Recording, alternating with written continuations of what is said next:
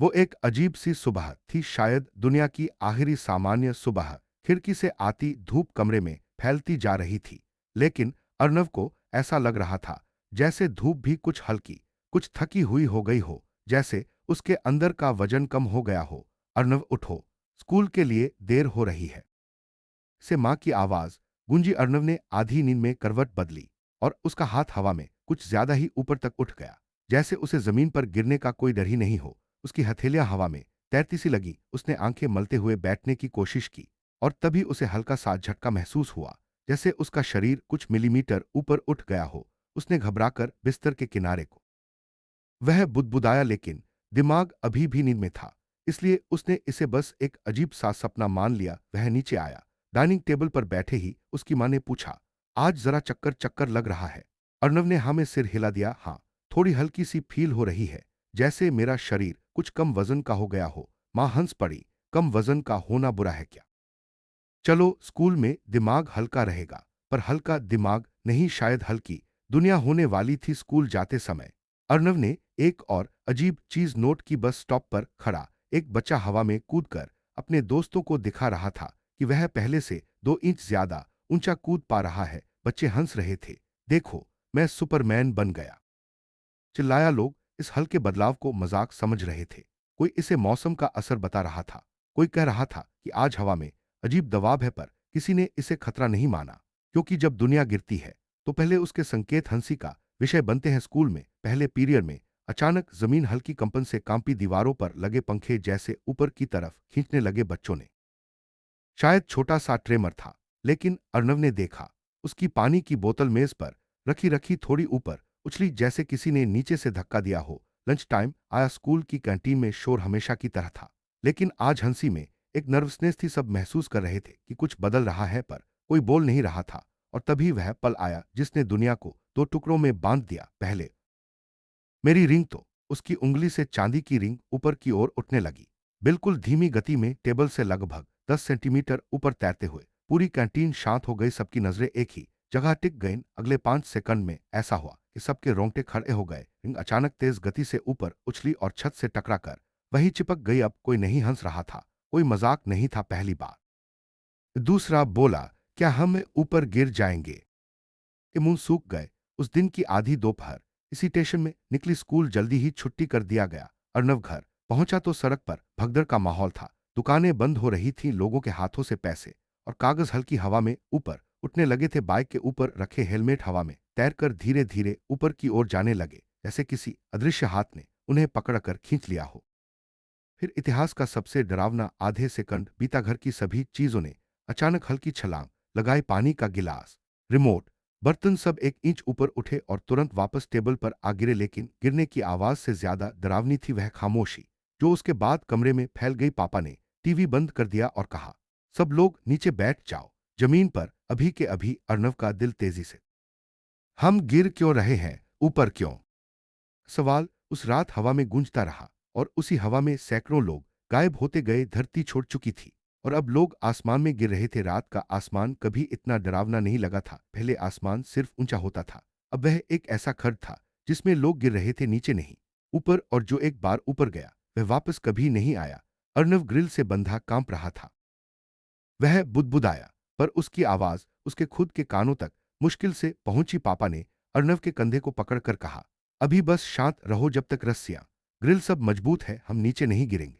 नीचे कहकर खुद रुक गए, क्योंकि अब नीचे का मतलब छत था और ऊपर का मतलब आसमान। अर्णव की मां लगातार रो रही थी, ये किसी प्रलय जैसा है भगवान, ये क्या हो गया? लेकिन पापा ने सिर हिलाया, शायद कोई उपग्रह गिर गया है या उड़ गया है। तभी टीवी अपने आप चालू हो गया, जैसे बिजली की आखिरी सांस से उसमें जान आए हो। स्क्रीन पर एक वैज्ञानिक हड़बड़ाई आवाज में बोल रहा था। बैकग्राउंड में अलार्म की आवाजें थी।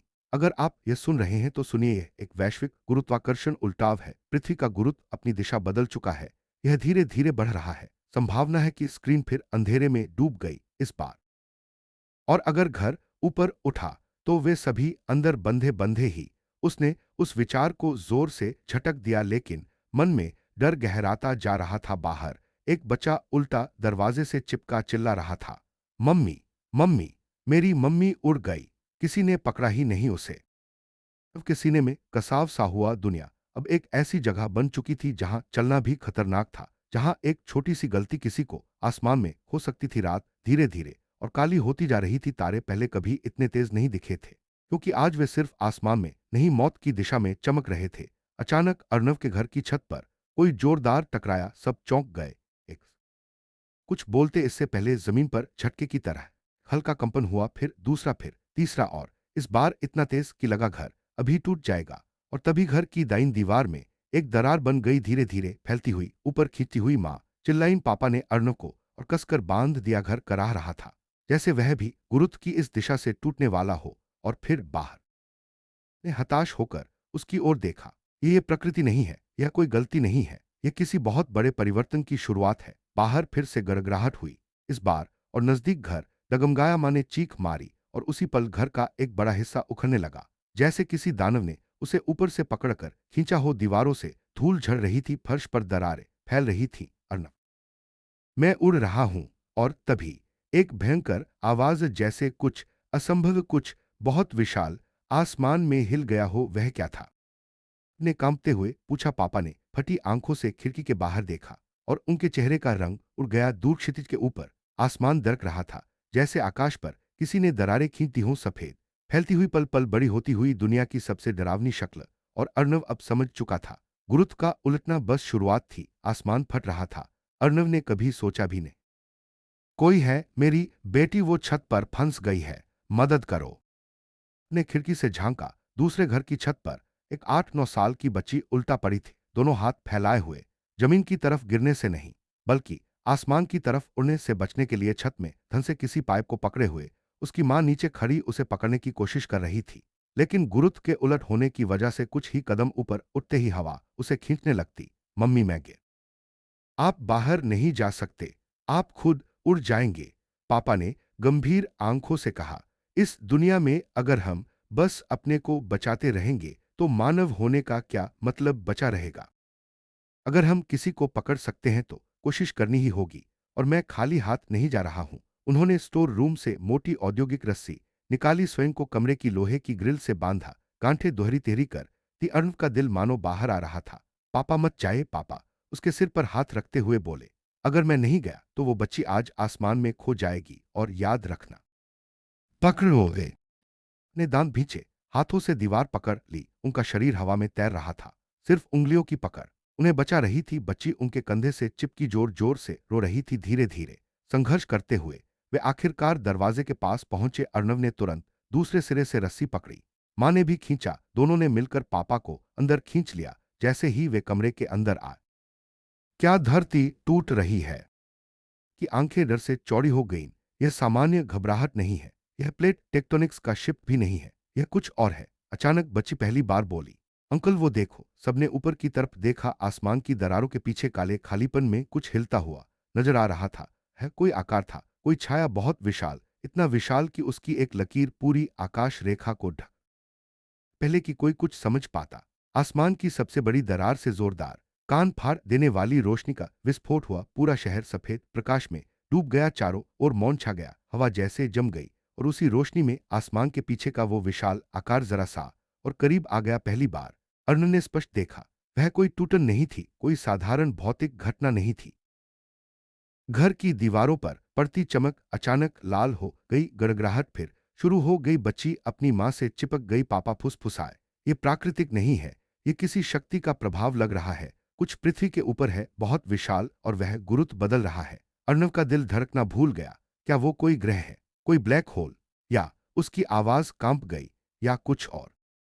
मान की दरारें अब उसके सामने आग की तरह चमक रही थी। बाहर सब उड़ रहा था, घर हर सेकंड हिल रहा था। और दूर उस दरार के पीछे वह काला आकार और पास आता जा रहा था, जैसे पृथ्वी अब उसके पंजों में फंस चुकी हो। ये प्रलय नहीं था, ये किसी आगमन का संकेत था। पूरी दुनिया सफेद रोशनी में डूबी हुई थी, एक ऐसी रोशनी जो चमकती नहीं बल्कि काटती थी, जैसे हर दिशा। नहीं कोई ब्लैक होल, नहीं कोई तारा, नहीं, वह कुछ और था। कुछ ऐसा जो किसी तरह जीवित लगता था, आसमान में लटकता हुआ, पूरी पृथ्वी को ऐसे खींच रहा था जैसे कोई चुंबक लोहे को खींचता है। अर्णव का दिल जोर से धड़क रहा था। ये क्या चीज है, इतना बड़ा, इतना विशाल? पापा धीरे धीरे खिड़की की ओर बढ़े। उनकी आवाज में काम छुपाया नहीं जा रहा था। अगर यह ग्रह होता तो इसका गुरुत्व बराबर हर दिशा में खिंचाव पैदा करता, लेकिन ये केवल एक दिशा में खींच रहा है। यानी यह कोई ठोस द्रव्यमान नहीं है। ये किसी तरह की ऊर्जा संरचना लगती है। या वह वाक्य पूरा नहीं कर पाए क्योंकि उसी पल आसमान में एक और दरार। पापा बुदबुदाए। अचानक गुरुत्वाकर्षण और उलट गया। कमरे की हर चीज ऊपर की तरफ खींचने लगी। लाइट बल्ब फट गया, सीलिंग फैन टूटकर ऊपर उछल गया और छत में धंस गया। माँ चीखी, ये घर है, ये घर नहीं बचेगा। लेकिन घर केवल टूट नहीं रहा था, वह ऊपर की तरफ खींच रहा था। नींव की ईंटें एक एक करके हिलने लगी। अर्णव ने देखा कमरे के कोने में रखी पुरानी अलमारी धीरे धीरे ऊपर उठ रही थी, धीरे धीरे, और फिर अचानक आसमान की ओर जा फटकी। छत को तोड़कर बाहर निकल गई। उनके सिर पर खुले आसमान का काला फटा गुंबद था। अर्णव का दिल बैठ गया। अब हम कैसे बचेंगे? रस्सियों ने उन्हें नीचे बांध रखा था, लेकिन घर टूट रहा था। अगर घर ही उड़ गया तो रस्सियों का क्या फायदा? पापा तेजी से सोच रहे थे, लेकिन उनके माथे पर पसीना साफ दिख रहा था। हमें किसी मजबूत जगह पर जाना होगा, अभी नहीं, पर घर कभी भी उखड़ सकता है। माँ चीखते हुए बोली, मजबूत जगह? बाहर तो सब ऊपर उड़ रहा है। ने खिड़की से बाहर देखा। सड़क पर अब हवा में कई कारें थीं, कुछ धीरे तैरती हुई, कुछ तेजी से ऊपर उछलती हुई। बिजली के खंभे पूरी तरह सीधा आसमान की ओर झुक चुके थे। लोग घरों की खिड़कियों से लटककर बचे हुए थे। और तभी दूर क्षितिज की चमक अचानक तेज हुई, दरारें फैलने लगी और उस काले आकार से बाहर एक विशाल वृत्ताकार आभा निकली, जैसे कोई द्वार खुल रहा हो। पापा ने खिड़की से नजरें हटाईं। जो हम देख रहे हैं वह सिर्फ प्रकाश नहीं है, यह गुरुत्वाकर्षण धारा है। अर्णव का दिमाग घूम गया। मतलब क्या? पापा ने रोष और डर में धीमी आवाज में कहा। मतलब वह चीज केवल ग्रह को नहीं खींच रही, वह पृथ्वी पर किसी विशेष जगह को पकड़ने की कोशिश कर रही है। मां की आंखें फैल गईं। हमारे शहर को क्यों? न हथेली जैसा एक विशाल ऊर्जा क्षेत्र फैलता हुआ दिखाई दिया, जैसे कोई अदृश्य हाथ पृथ्वी की ओर आ रहा हो। और तभी घर अचानक एक झटके से ऊपर उछला। रस्सियां तान गईं। अर्णव चीखा। मां बेहोश होते होते बची बची उसके सीने से चिपक गई। घर अब केवल जगह पर नहीं था, वह हवा में तैर रहा था। पापा ने दांत भींचते हुए फर्श पर लेटकर खुद को पकड़ा। अर्णव। अर्णव ने नीचे देखा। जहां जमीन थी वहां अब सिर्फ धुआं और टूटी मिट्टी थी। उनका घर धीरे धीरे ऊपर उठ रहा था और फिर ऊपर से एक और रोशनी चमकी। वह दरारों में से नहीं, सीधे उस काले आकार के बीच से आई थी। अर्णव ने पहली बार खौफ में फुसफुसाया, क्या ये कोई जीवित चीज है? दूर क्षितिज का पूरा हिस्सा उस रोशनी में लाल होने लगा।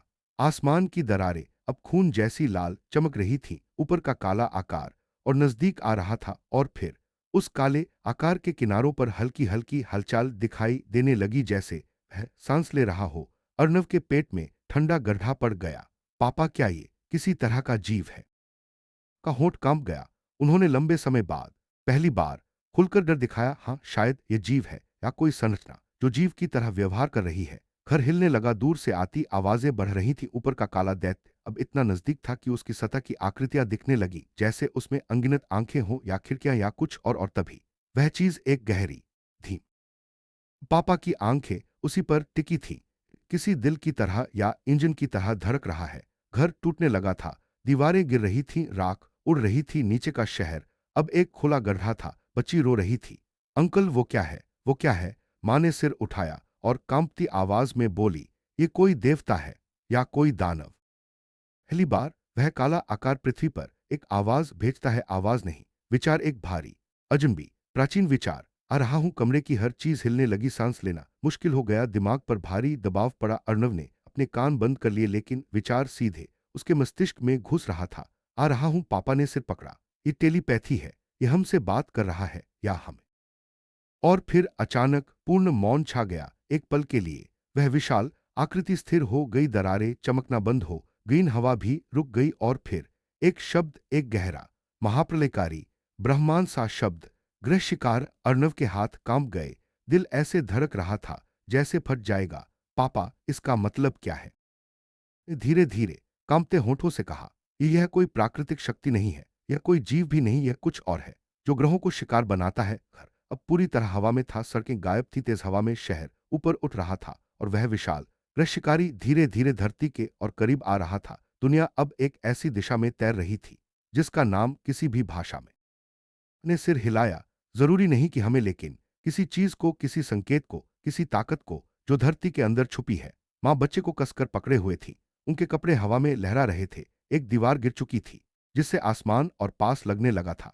ऐसा लग रहा था जैसे कोई हाथ नीचे आकर घर को दबा देगा। अचानक एक भयानक कंपन हुआ, जैसे धरती की हड्डियों ने चीख की सांस टूट रही थी। क्योंकि यह दिमाग नहीं पढ़ता, यह दिमागों पर हमला करता है। यह अपनी उपस्थिति सुना रहा है। यह बताना चाहता है कि यह क्या है और क्यों आया है। एक पल के लिए सब शांति हो गई। सन्नाटा इतना भारी था कि अर्णव को लगा समय ही रुक गया है। और उसी पल वह जीव पृथ्वी के और करीब आ गया, इतना करीब कि उसका आकार पूरे आसमान पर फैल गया। अब न अभी हार नहीं मानेंगे। हम कहीं छुप सकते हैं, कोई ऐसी जगह जहां इसकी नजर न पहुंचे। ने खिड़की से बाहर देखा। दूर पहाड़ों की तरफ, जो अभी भी दूर थे, वहां एक बड़ा पुराना काला सुरंगनुमा रास्ता था। शहर से लगभग 20 किमी दूर। सुरंग कभी उपयोग में नहीं आती थी। कुछ लोग कहते थे कि पहाड़ों के अंदर कुछ अजीब आवाजें आती हैं। कोई कहता था वह धूरी खदान है, पर वह पूरी तरह लोहे की गहराई में घुसती थी। वह एकमात्र जगह थी जहां ऊपरी गुर पापा ने आंखें संकरी कर देखना चाहा। चमक, धुआं और हवा में तैरते मलबे के बीच वह सुरंग दिख तो रही थी, पर वहां जाना लगभग नामुमकिन लग रहा था। मां ने रोते हुए कहा, हम उड़ नहीं सकते। कार उड़ गई, सड़क गायब, कैसे जाए वहां। अचानक बाहर देखा। एक पुराना ट्रक हवा में तैर रहा था, लेकिन ज्यादा नहीं, क्योंकि उस पर लगी लोहे की चेनें किसी बड़े खंभे से अभी भी बंधी थी। ट्रक हवा में हिल रहा था, जोर से नहीं तो फोड़ कर रहा था, पर भाग नहीं पा रहा था। अर्णव की आंखें चमक गईं। उसी ट्रक के ऊपर कूद जाए। चेनें उसे ऊपर नहीं जाने दे रही। हमारे लिए एंकर बन सकता है मां। नहीं, पापा ने तेजी से कहा। अगर हम सही समय पर छलांग लगाए, अगर हम खुद को उससे बांध लें, तो हम उस खंभे तक पहुंच सकते हैं और फिर धीरे धीरे सुरंग की तरफ बढ़ सकते हैं। भी वातावरण फिर कांपा। ऊपर का जीव अब पृथ्वी की ओर झुक रहा था, इतना पास कि उसकी सतह की हलचलें देखी जा सकती थी। उस पर जैसे हजारों छोटे छोटे छिद्र थे। और एक किसी अंधेरी अनजानी दुनिया का दरवाजा। और फिर एक और विचार, पृथ्वी पर पड़ा आत्मा ऊर्जा संग्रह। अर्णव का खून जम गया। मां ने बच्चे को और कस लिया। पापा के चेहरे पर पहली बार हार जैसा भाव। अभी निकलते हैं। अगर हम यहां रहे, ये चीज हमें पकड़ लेगी। घर का आखिरी सहारा भी टूटने लगा था। दीवारें दरक रही थी, छत की लकड़ियां एक एक करके अलग हो रही थी। मलबा ऊपर उड़ रहा था, नीचे नहीं। पापा ने रस्सियां खोली। अर्णव की सांस रुक गई। पापा, रस्सियां खोल दी तो हम उड़ जाएंगे, पापा ने कहा। अगर रस्सी नहीं खोलते तो घर हवा में उड़ते ही हमें तोड़। अगले 10 सेकंड अराजकता थे। अर्णव, मां, पापा, बच्ची, चारों ने खुद को घर के फर्श के आखिरी मजबूत टुकड़े से पकड़ा। घर अब पूरी तरह मुक्त था, ऊपर उठता जा रहा था। लेकिन ट्रक, वह अभी भी हिल रहा था और उसकी चेनें हर पल टूटने के करीब थीं। पापा चिल्लाए, अब कूदो। अचानक तेज झटका खाकर ऊपर उठा। चारों को ऐसा लगा जैसे हवा ने धकेलकर बाहर फेंक दिया हो। 3 सेकंड की गिरावट, या ऊपर की तरफ खिंचाव, और चारों ट्रक के ऊपर जा गिरे। ट्रक जोर से हिला, चेनें चीखने लगी। पूरी गाड़ी लगभग उलट गई। मां ने चिल्लाकर बच्ची को पकड़ा। अर्णव ने ट्रक की टूटी खिड़की से झूलती सीट पकड़ ली, लेकिन पापा, वह फिसल गए। अर्णव ने उन्हें पकड़ो पापा, किसी तरह ट्रक के किनारे लगे लोहे के हिस्से को पकड़ पाए। उनका शरीर हवा में आधा लटका हुआ था। नीचे गहरी खाई नहीं, बल्कि काला आसमान था। ऊपर नीचे का फर्क मिट चुका था। अर्णव ट्रक की छत पर रेंगता हुआ उनके पास पहुंचा। पापा, हाथ दो। ने कांपते हुए हाथ उठाया, लेकिन तभी ऊपर से एक ऊर्जा तंतु उनके पास से गुजरा, इतना नजदीक कि यदि पापा एक इंच भी ऊपर होते तो वह उन्हें छू जाता। जहां भी वह तंतु छूता, चीजें गायब हो जाती। क्षण भर में अर्णव का दिल रुक गया। उस तंतु ने ट्रक की छत का एक हिस्सा गायब कर दिया, सिर्फ गायब जैसे कभी था ही नहीं। पापा ने चीखते हुए अपना हाथ पीछे की। अर्णव कांप गया। पापा, हम क्या करें, पापा ने कहा। जब तंतु दूर जाए तब। उनके शब्द पूरे हुए भी नहीं थे। ऊर्जा तंतु और करीब आया, इतना पास कि हवा गर्म हो गई। अर्णव चिल्लाया, पापा, अभी। ने छलांग लगाई। अर्णव ने पूरा जोर लगाकर उनका हाथ पकड़ लिया। पापा का आधा शरीर हवा में उड़ रहा था। अर्णव उन्हें खींच रहा था। ट्रक हिल रहा था, ऊपर तंतु घूम रहा था। तंतु नीचे आया, एक चमक, ट्रक की पिछली सीट गायब। मां चीखी, बच्ची रो पड़ी। अर्णव दांत भींचकर पापा को ऊपर खींच रहा था। उसकी बाहों में तेज दर्द हो रहा था, लेकिन वह छोड़ नहीं सकता था। कुछ की आंखें फैल गईं। यह कोई ऊर्जा स्रोत है जो सुरंग के अंदर सक्रिय हुआ है। अर्णव ने नीली चमक देखी। उसे लगा जैसे वह प्रकाश किसी को बुला रहा हो, जैसे वह कह रहा हो, यहाँ आ। ऊपर का जीव अचानक गूंजा, शक्ति मौजूद, वही जिसकी खोज। अर्णव की सांसें रुक गईं। वो हमारे शहर में नहीं आया था, उसने फुसफुसाया। वो उस सुरंग में छुपी चीज ढूंढने आया था। जी ने सिर हिलाया। हाँ, लेकिन अब हम सुरक्षित हैं, कम से कम अभी सुरंग में हम सुरक्षित हैं। पापा ने हाथ में पुरानी लोहे की छड़ी ली। हमें आगे बढ़ना होगा, ऊर्जा को समझना होगा, और अगर मौका मिला तो इसे गृह शिकारी के खिलाफ इस्तेमाल करना होगा। जैसे ही चारों आगे बढ़े, सुरंग की नीली चमक और गहराई में फैल गई। उनकी छाया दीवारों पर लटकने लगी, लेकिन कोई डर नहीं। पापा ने आंखें संकरी। हाँ, यही वह शक्ति है, और यही वह चीज है जिसे गृह शिकारी खोज रहा था। नीली ऊर्जा धीरे धीरे चारों के आसपास फैलने लगी, जैसे यह उनकी मौजूदगी को महसूस कर रही हो। अर्णव ने अपने हाथ फैलाए, लेकिन पापा ने रोका। छुओ मत, अभी सबसे पहले देखो, समझो, बच्ची ने धीरे धीरे पूछे। ये हमें नुकसान नहीं पहुंचाएगी, ने मुस्कुराते हुए कहा। अगर सही तरीके से इस्तेमाल करें तो ये हमारी रक्षा कर सकती है, लेकिन अगर हम डर से प्रतिक्रिया करेंगे तो गृह शिकारी को इस ऊर्जा का पता चल सकता है।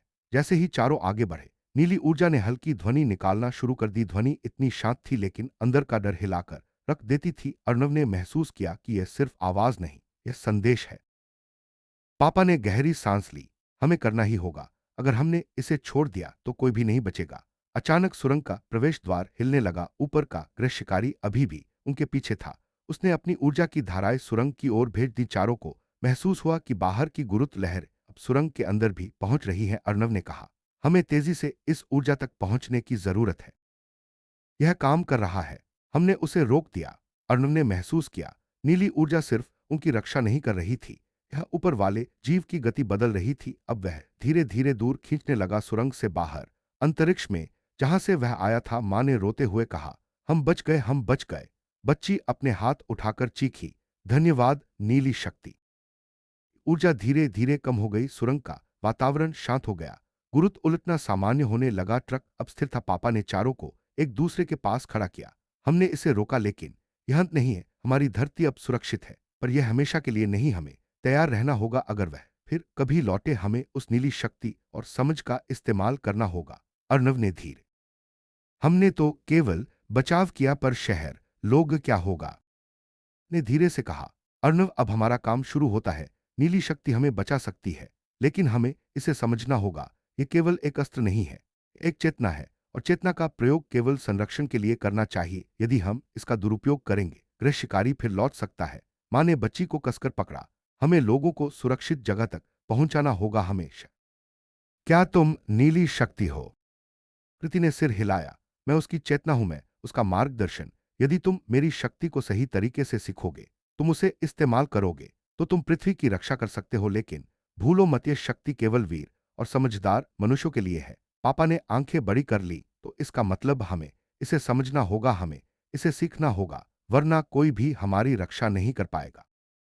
ने सिर हिलाया। बिल्कुल नहीं, नीली शक्ति हमें अकेला नहीं छोड़ रही, लेकिन इसका सही इस्तेमाल सीखना होगा। गृह शिकारी की वापसी पहले से तेज होगी, और यह सिर्फ हमारे साहस और समझ पर निर्भर करेगा। अर्णव ने महसूस किया कि उनके परिवार के अलावा अब उन्हें और भी भरोसा करने की आवश्यकता थी। सुरंग की शक्ति, नीली चेतना, और शायद उन छिपी रक्षक आत्माओं पर भी। तभी सुर ने कहा, नीली शक्ति हमें दिखा रही है। गृह शिकारी की रणनीति समझनी होगी। हमें उसकी गति, उसकी ऊर्जा और उसकी कमजोरियां पहचाननी होंगी, और तभी हम उसे रोक सकते हैं। तभी नीली शक्ति का केंद्र अचानक चमक उठा। चारों के चारों और ऊर्जा के छोटे गोले तैरने लगे। अर्णव ने महसूस किया, ये गोले सोचने और निर्णय लेने की क्षमता बढ़ा रहे हैं। हर गोले से उसे नए ने सिर हिलाया। अब अर्णव ने अपनी दोनों हथेलियां आगे बढ़ाई। नीली शक्ति ने उसके हाथों से निकलकर शहर की ओर फैलना शुरू किया। हल्की चमक ने गुरुत्व को उलझा दिया। ऊपर का जीव महसूस कर रहा था कि उसकी पकड़ कमजोर हो रही है। मां और बच्ची ने भी हाथ फैलाए। नीली ऊर्जा चारों के शरीर से बाहर निकलकर शहर के ऊपर फैल गई। गृह शिकारी की गुरुत्व लहरें उलझने लगी। यह काम कर रहा है। नीली शक्ति ने उसे नियंत्रित कर लिया। अर्णव ने हाथ फैलाए और ऊर्जा को नियंत्रित करने का प्रयास किया। नीली शक्ति उसके निर्णय और समझ के अनुसार फैल रही थी। हर संकेत पर अर्णव ने प्रतिक्रिया दी, हर कमजोर जगह को पहचान कर गृह शिकारी की शक्ति को उलझाया। मां ने कहा, हम कर रहे हैं, हम उसे रोक रहे हैं। का जीव झटका खाकर आसमान की ओर बढ़ने लगा, लेकिन अब उसकी गति नियंत्रित थी। नीली शक्ति उसकी ऊर्जा को बाधित कर रही थी। उसके तंतु अब नियंत्रित दिशा में थे। शहर सुरक्षित था। अर्णव ने महसूस किया। नीली शक्ति ने केवल उन्हें बचाया नहीं, बल्कि उन्हें गृह शिकारी की कमजोरियां दिखा रही थी। अब उनका काम केवल उसे वापस भेजना था। उसकी वापसी को असंभव बनाना पापा ने थी। पूरा ध्यान, पूरा साहस। शक्ति ने चारों के निर्णय और समझ के अनुसार काम किया। गृह शिकारी धीरे धीरे ऊंचे आकाश की ओर खींचने लगा। उसके तंतु उलझते रहे, और जैसे ही नीली शक्ति ने अपनी पूरी शक्ति का प्रयोग किया, गृह शिकारी अचानक अंतरिक्ष की दिशा में खींच गया। अर्णव ने देखा, उसका आकार धीरे धीरे छोटा हो रहा था। ऊर्जा तंतु उसके चारों ओर उलझते हुए बाहर खींच गए और अंततः